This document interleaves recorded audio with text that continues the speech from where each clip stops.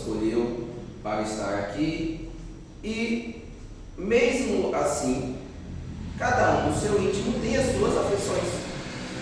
Elas podem ser em relação à família, ela pode ser em relação ao trabalho, ela pode ser em relação a contas que temos a pagar e que pensamos nelas, nos boletos, nos conflitos, na realidade social local, na realidade que vivemos na esfera mundial, com guerras, com tantas questões egóicas que muitas vezes só fazem conflitos existirem. Mas, para além disso, a gente às vezes tem as dores físicas, né, do nosso corpo, que nos fazem repensar escolhas, ações, ou até repensar a nossa fé, de mas eu tento buscar fazer o melhor, até por mim mesmo, mas eu sinto dores e essas dores me afligem.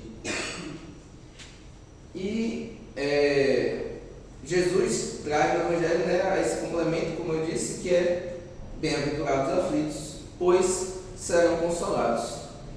Então, a doutrina espírita ela não tem como papel a gente trabalhar e fingir que a dor não existe.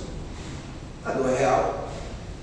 Vivemos num planeta de provas e expiações, que também é para que haja e exista a dor, porque essa dor, como a gente vai ver durante todo o processo da apresentação, é uma das ferramentas divinas para o nosso aprimoramento, porque se não fosse Deus soberano e bondade, não nos faria sentido, não nos permitiria de forma nenhuma sentir dor. A dor só pode existir dentro da bondade divina se ela é um instrumento, e ela sendo instrumento, ela nos impulsione e nos provoque a nossa evolução. Então, a gente, desde já pode começar a pensar e guardar no nosso coração que existe essa promessa do consolo, desde o Cristo, de que essas dores não deixariam de existir, mas elas teriam sentido e significado quando nós fôssemos capazes de entender qual é esse significado dela na nossa vida.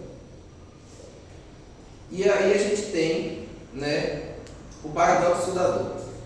Para a maioria de nós, quando a gente pensa assim, dentro da nossa visão de mundo, a felicidade é a ausência de qualquer problema. Nós estamos felizes quando nós consideramos que estamos plenamente felizes em todas as áreas que podemos ter e viver na nossa vida. Porém, se a gente só entende como felicidade a ausência do problema, dificilmente, na realidade que vivemos, seremos felizes. Né? A gente constantemente terá ações, situações ou necessidades que nos serão problemas, e esses problemas nos trarão esse sentimento de perda da felicidade. E quando não conosco, pode ser com os nossos próximos, amigos, irmãos, parentes, que podem vir a ficar doentes, vir a passar por uma dificuldade, e que isso repercute em nós e a gente sofre, mas faz parte do nosso processo enquanto encarnados, todo esse processo de aprendizado. E aí, na visão do Cristo, a aflição era uma estrada. Como assim uma estrada? Era o caminho tortuoso, com pedras, paus, buracos, subidas, montanhas, que a gente passa durante os nossos processos encarnatórios, não somente essa vida, mas que a gente vai vivendo e perpassando para que a gente evolua. E aí, como é que a gente pensa assim? Como é que Cristo associa a felicidade ao sofrimento? Nas palavras dele, ele nos deixa claro que sofrer é parte do processo. Crescer dói. Para nós, enquanto seres humanos, às vezes dói os nossos ossos, aquela estirão da puberdade ali, mudam-se os hormônios, mudam-se as coisas, regula-se a voz, até que a gente alcance a maturidade corporal. E muitas coisas acontecem conosco em todo esse processo. E muitas vezes é doloroso.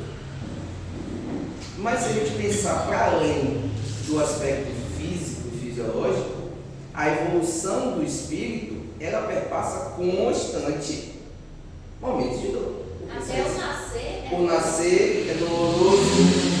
Muitas vezes a gente tem a oportunidade de aprender no amor, mas a gente dá uma rateada e erra e acaba aprendendo na dor as mesmas lições. Então faz parte desse processo de construção dessa evolução do ser, se tira as dores.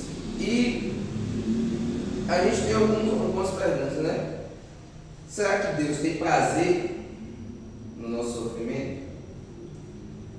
Será que fomos criados para a dor? Não é por aí. É mais a nossa visão quanto viventes encarnados, que passamos pelo processo de esquecimento, que nos faz ter um olhar limitado para a relação felicidade e dor. Porque se eu vivo hoje, olhando minha vida como encarnado, e eu consigo ter a serenidade no meu coração de entender que aquela dor que eu estou vivendo, ela está me edificando em algo, não quer dizer que a gente precise buscar a dor ou não trabalhar com ela de forma que a gente se liberte dela de alguma forma. Mas se eu conseguir ter a serenidade de entender que essa dor está sendo processo dessa minha construção encarnatória, eu me libertei dessa lente física. Eu me libertei do imediatismo e da limitação. Porque quando eu vivo a vida acreditando que eu tive um nascimento, que eu vou ter um desencarne e que é só, a vida parece muito mais injusta. A gente olha para aquelas crianças que nascem com problemas crônicos graves, problemas renais, cânceres e quaisquer outras questões, e a gente para e pensa assim, como Deus, com sua sabedoria, pode ser justo e botar uma debilidade numa criança inocente? Como que uma pessoa que tinha tanta fé hoje sofre numa cama com uma doença? Como eu, que buscava ser uma boa pessoa, perdi o emprego repentinamente e estou em estado de desespero? Todos esses pontos acontecem porque a gente está enxergando uma lente turva que só vê uma pequena janela de tempo chamada encarnação, que na melhor das hipóteses vai chegar ali os seus 115 anos, que é o relato que a gente tem mais ou menos de máximo de pessoas que viveram com vidas longevas, mas é um recorte muito pequeno. Se a gente pensar só da passagem do Cristo para cá, são praticamente 1997 anos, né? Já considerando nascimento e morte, mas até os 2026 que vivemos hoje, considerado depois de Cristo.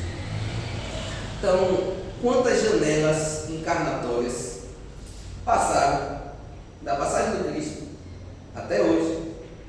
E quanto a gente ainda consegue estar recorrendo em erros, em ações, em pensamentos, que ele disse lá que deveríamos agir diferente mais de 2000 anos atrás. E aí a gente tem que tirar a primeira lente e começar a enxergar a vida com a segunda, que é a visão que o Cristo tinha para nós, que é até aqui é um momento, e dentro desse momento a gente precisa estar aprendendo com ele. Então a gente tem que olhar com a lente do Espírito e entender que hoje tenho uma vida, tive várias outras, onde nessas várias outras tive ações boas, ações ruins, aprendizados e vivências que estão registradas e guardadas em mim, que identificam eu quanto esse ser, que hoje estou Felipe, hoje está Cleide, hoje está Márcia, hoje está Kênia, hoje está nesse momento. E faz com que a gente comece a enxergar as nossas dores, em vez de com revolta, com uma compreensão maior e com uma esperança de que esse momento é passagem. Mesmo que eu esteja em dor, esse momento irá passar. E aí no Evangelho segundo o Espiritismo, Kardec é muito descritivo quando ele dá as duas causas das origens do sofrimento. E ele, de forma muito pedagógica, ele detalha, separando as causas atuais e as causas anteriores das aflições. Então, se a gente pensar nas causas atuais, a gente vai ter as nossas escolhas do presente. Então, desde o ato de quando nascemos, as reações e repercussões do que fazemos e vivemos aqui vão permear os caminhos que a gente escolhe. Se eu escolho agir de forma correta por toda a minha vida, eu vou ter um direcionamento na minha vida. Mas, se a gente pensar, um outro exemplo está caindo um temporal, muita chuva, água circulando na pista, e eu decido que eu vou correr com o carro. Esse carro vai, derrapa, eu bato, aí eu chego no hospital cheio de dores, e eu vou parar e pensar assim: Deus, por que você fez isso comigo? Não foi Deus. Nós temos total autonomia nas nossas escolhas. Deus nos deu o livre-arbítrio para isso. Mesmo que Ele hoje resida dentro de nós, veja nossas vivências por nossos olhos, Ele vê todas as nossas escolhas. Então, se nós sofremos, levante as nossas escolhas, a nossa imprevidência, a nossa invigilância, o nosso orgulho, as nossas más ações são provocadas por nós. Mesmo nós, muitas vezes sendo assediados, mas aceitando as ações negativas que os espíritos de má índole nos provocam. Mesmo quando é uma intervenção, ainda é parte das nossas ações viver esses erros. Então, é a lei de causa e efeito no tempo real. Eu faço e ela me dá um resultado. Se eu faço de maneira incorreta ou ruim, ela vai me gerar um resultado negativo. E aí, se eu planto a negligência com a minha saúde, eu vou colher doença. Se eu planto, eu gasto mais do que eu ganho, eu vou ter a minha ruína financeira. Se eu agrido as pessoas, afasto as pessoas de mim, eu vou colher solidão. Então são escolhas minhas, são atos meus que estarão repercutindo nas coisas que ocorrem na minha vida. E aí vira essa chave da autorresponsabilidade. Somos nós, com a nossa consciência, que vai entrar em conflito com essas nossas ações. Então, a nossa culpabilidade, tudo que ocorre conosco perante as nossas escolhas, tem a chave da nossa autorresponsabilidade. Não é Deus que veio, que toma uma ação para nos julgar, para nos punir. Não existe o Deus castiga. O castigo é feito por nós, com consciência, que julgamos os nossos erros e acertos. E as repercussões naturais que ocorrem das nossas ações. Então, a colheita é livre, mas obrigatória. Então, se eu planto, se eu semeio, eu vou colher o que eu semeei. Não existe como eu plantar amor e só receber ódio. Eu vou receber amor. Porém, se eu planto orgulho, se eu planto ódio, é impossível que eu vá colher amor. Então, pensando que, para além disso, existem as situações, como eu falei, que não são justificáveis dentro dessa realidade de uma única encarnação, são as doenças, as sequelas, as mazelas, que já vem um ser que nada ainda fez. A gente precisa entender que se somos um ser perene, um espírito que perpassou aqui por várias e várias encarnações, ou até em outros planetas antes daqui, inferiores à Terra, nós temos na nossa história, no nosso livro, a lista de erros e acertos que fizemos. E nos acertos tem uma puxadinha assim, ó. resolver essa briga com quem hoje é minha mãe, mas que eu causei mal na outra vida. Nascer agora numa família desestabilizada, pois eu era um desestabilizador da família. Então, aquelas ações que eu tomei, aquelas ações que eu fiz, dentre as outras encarnações, dentre as outras vidas, dentre as outras questões do que eu já tive, eu venho à Terra para reparar. Mesmo aqueles que vêm em reencarnação compulsória, como a palestra de Haroldo Dutra que eu vi, ele comenta assim: mesmo aquele que veio como reencarnação compulsória, o oficial de justiça espiritual chegou e falou assim: você vai reencarnar. Mas eu não quero. Mas vai, porque você tem um débito a arcar, mas você vem explicado do que você vem arcar, mesmo que não era o seu desejo. Enquanto nós, a maioria dos outros, que com certeza escolhemos vir aqui, porque sabíamos justamente dos nossos débitos a serem pagos, nós viemos aceitando aquela realidade. Quem veio numa família problemática veio porque escolheu exatamente as pessoas que estavam ali. Quem veio para passar uma vida tendo situações e conhecendo pessoas no meio do caminho que seriam um turbilhão de emoções dentro desse processo, veio sabendo. Então a gente aceita o processo da dor desde o mundo espiritual, porque a gente entende que ela é uma construção e que ela vai nos lapidar e tirar tudo isso que está de ruim em nós. Então, a reencarnação é essa explicação, é essa possibilidade de que a gente possa aprender, errar, mas aprender. E aí a gente começa a entender que a gente tem uma escola. Tá bem? Então a gente, como espíritos milenares, cheios de bagagens, nós vivemos nessas encarnações da Terra séries.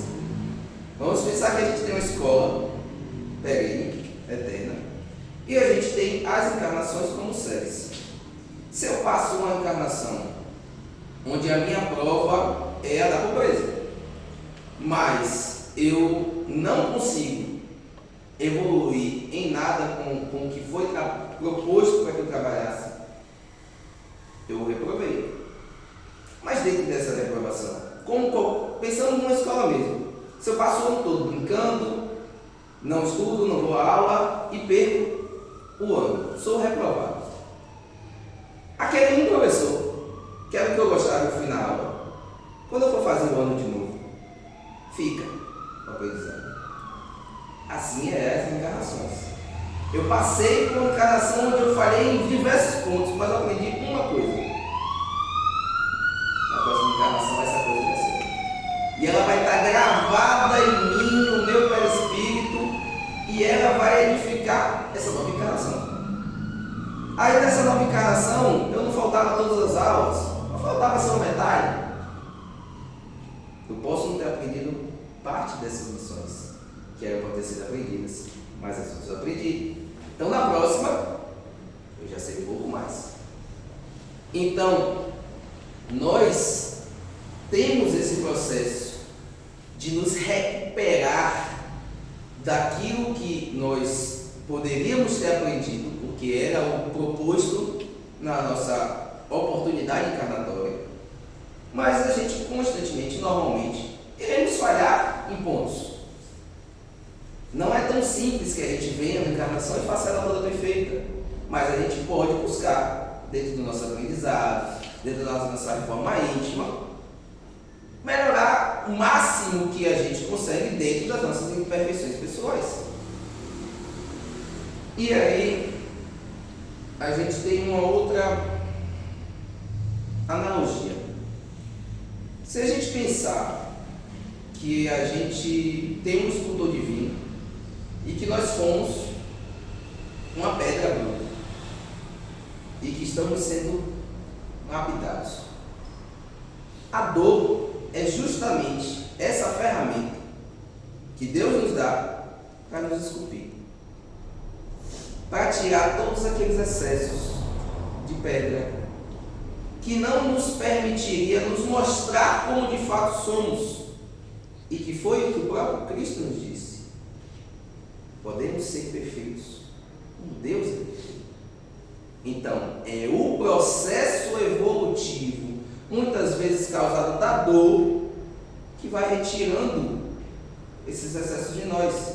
Então, quando a gente se pensa quanto a essa pedra bruta, se a gente parar e raciocinar, nós enquanto pedras, cada dor dessa a gente não é reclamar do que está acontecendo, porque a gente não está vendo o final. O final está dentro do escultor.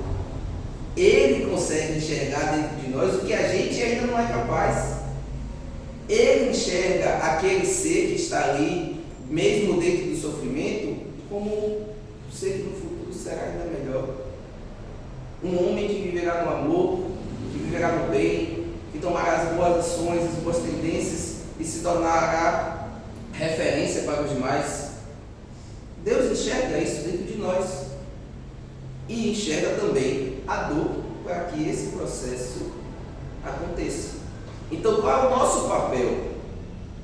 Nós temos as nossas dores, precisamos entender elas, o que elas nos causam, ao mesmo tempo que a gente precisa ser capaz de enxergar a dor do outro, ser empático com o outro, entender que determinadas ações dele são parte do processo encarnatório dele, são parte das vivências dele, que nós às vezes conhecemos, mas muitas vezes não dessa vida. E normalmente não entendemos e não conhecemos a que foi do passado. Então são ações e questões que estão dentro daquele ser que a gente, mesmo externo, precisa aprender a lidar. Então a gente tem aí, pensando numa semente, a expiação como objeto de limpeza do nosso perispírito, a aprovação, que são os testes das nossas virtudes, e um despertar. E aí a gente pensa da seguinte forma: vamos imaginar uma semente de trigo guardada, dentro do seu bojo, ao redor, dourado, protegida. Mas se ela se manter ali confortável, ela no tempo seca, morre. Mas quando ela toma a chuva, é colocada no solo escuro, com outras bactérias, ações e coisas na terra, ela começa um processo onde ela rompe a casca.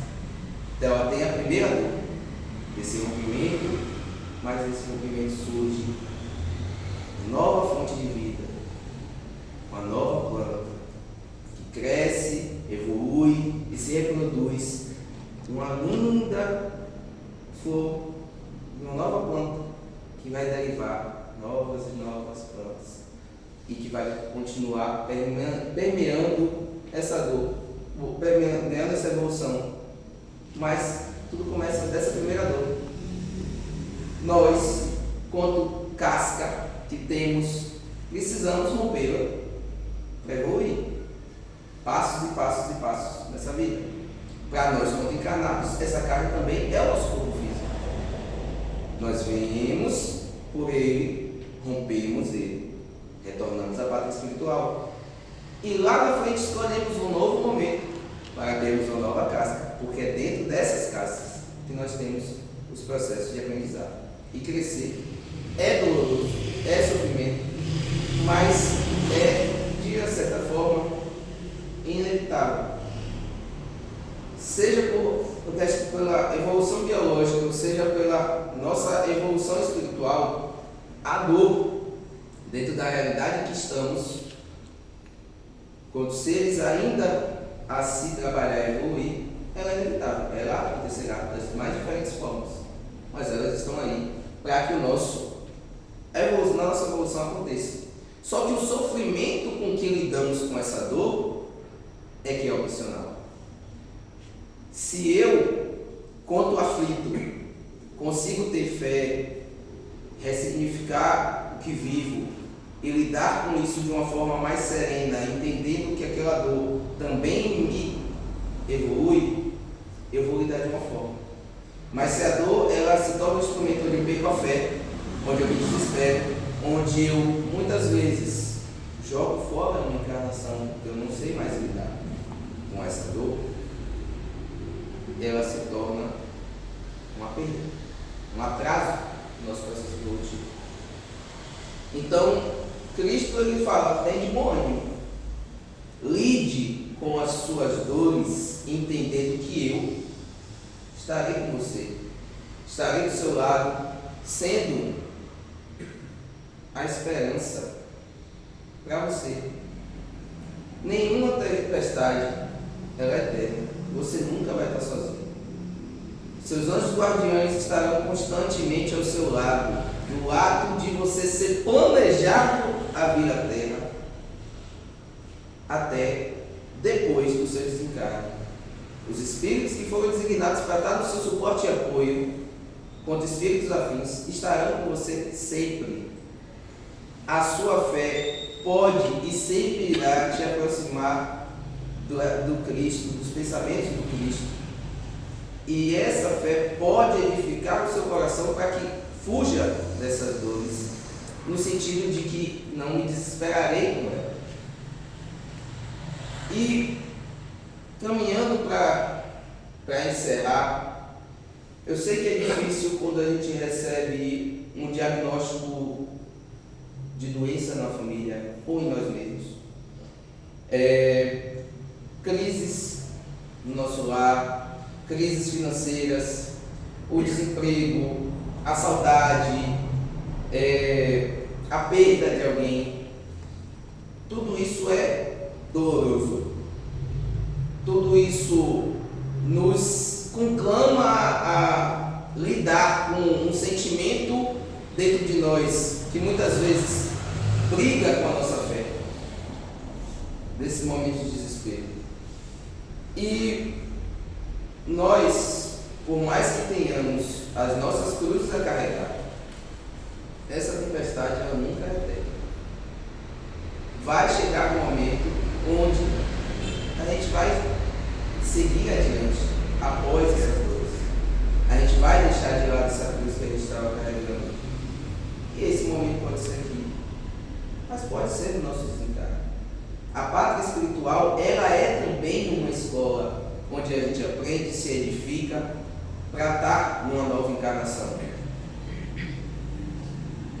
E a gente nunca pode se esquecer, a gente precisa confiar no Criador, porque Ele nos estende a mão, mesmo nos momentos onde a gente está em desespero, onde a gente está em sofrimento. Então, quando a frase dele diz: vinde a mim, todos vós que estáis aflitos e sobrecarregados, e eu vos aliviarei, ele nos deixa o recado de: não esqueça, a dor existe, mas eu estou aqui, de mãos estendidas, para te erguer, para te fortalecer, junto com todos aqueles que torcem por você, encarnados e desencarnados, lutando para que a sua evolução aconteça dia a dia. Que a luz do Pai Maior nos guie hoje e sempre.